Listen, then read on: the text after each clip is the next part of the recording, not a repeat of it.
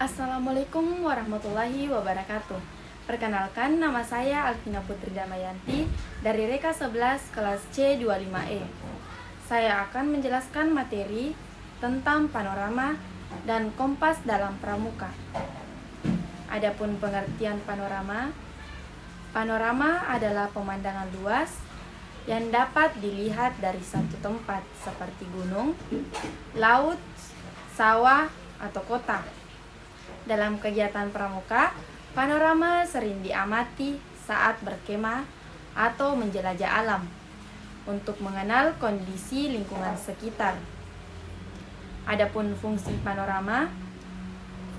panorama dalam pramuka yaitu menambah pengetahuan tentang alam dan lingkungan, melatih ketelitian dan kepekaan pengamatan, sebagai bahan menggambar pemandangan atau laporan pengamatan, menumbuhkan rasa cinta terhadap alam dan tanah air. Nah, adapun cara menggunakan panorama. Cara menggunakan panorama dalam kegiatan pramuka yaitu 1. Cari tempat tinggi atau terbuka seperti bukit atau menara pandang. Kedua, amati pemandangan di sekitar, lalu perhatikan gunung, sungai, jalan, dan desa. Nah, ketiga, catat atau gambar hasil pengamatan. Keempat, bisa juga menggunakan kamera panorama seperti untuk merekam pemandangan luas. Nah, adapun cara menggambar panorama. Langkah-langkah menggambar panorama yaitu 1. Tentukan tema pemandangan seperti gunung, pantai, dan lain-lain. Nah, kedua, buat garis horizontal sebagai batas langit dan bumi. Nah, ketiga, tambahkan objek utama di bagian tengah. Contohnya itu gunung, pohon, rumah. Nah, 4. Isi bagian depan dan belakang dengan detail seperti rumput, jalan, atau awan. Lalu 5. Warnai dengan gradasi warna agar tampak alami. Adapun materi kompas dalam pramuka, yaitu pengertian kompas. Kompas adalah alat menunjuk arah yang menggunakan magnet bumi untuk menunjukkan arah utara dan selatan. Kompas sangat penting dalam kegiatan orientasi, medan, dan penjelajahan pramuka. Adapun fungsi kompas bagian pramuka menentukan arah mata angin utara, selatan, dan timur. Selatan, utara, selatan, timur, barat. Menentukan arah perjalanan saat berkemah atau menjelajah. Membantu membaca dan menyesuaikan peta dengan medan.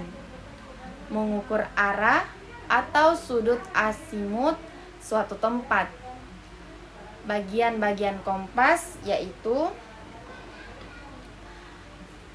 1. Jarum kompas menunjukkan arah utara dan selatan.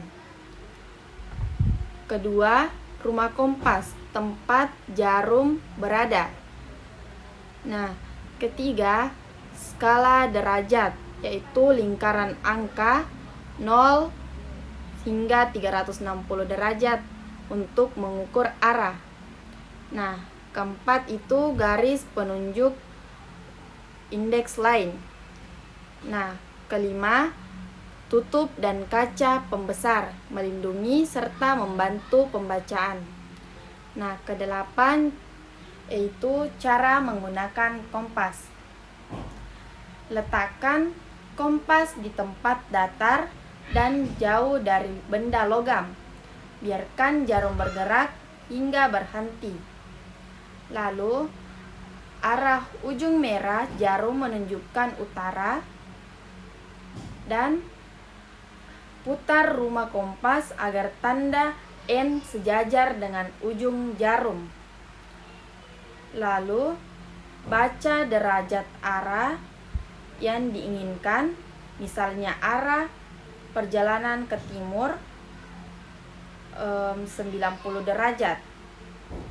Nah, adapun penjelasan asimut dan back asimut, yaitu sudut yang terbentuk dari utara ke si pengamat lalu ke objek. Nah, adapun back asimut yaitu sudut yang terbentuk dari utara si pengamat lalu objek.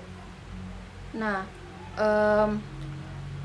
asimut itu putaran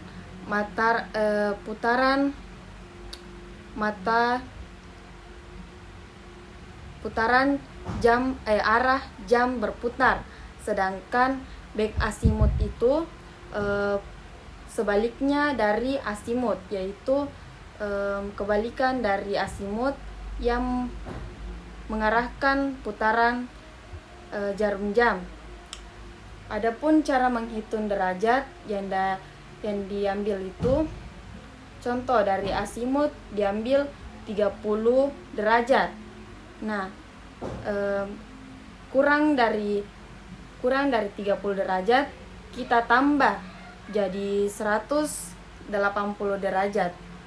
Nah, hasilnya itu 210 derajat. Nah, lalu jika di atas 180 derajat atau kurang dari 180 derajat, kita tambah lagi 180 derajat. Contohnya itu, jika kita mendapatkan 250 derajat, kita kurang 180 derajat. Jadi hasilnya itu 70 derajat. Nah, itu mungkin yang kita dapat. Mungkin itu saja penjelasan dari saya. Lebih dan kurangnya mohon dimaafkan. Assalamualaikum warahmatullahi wabarakatuh.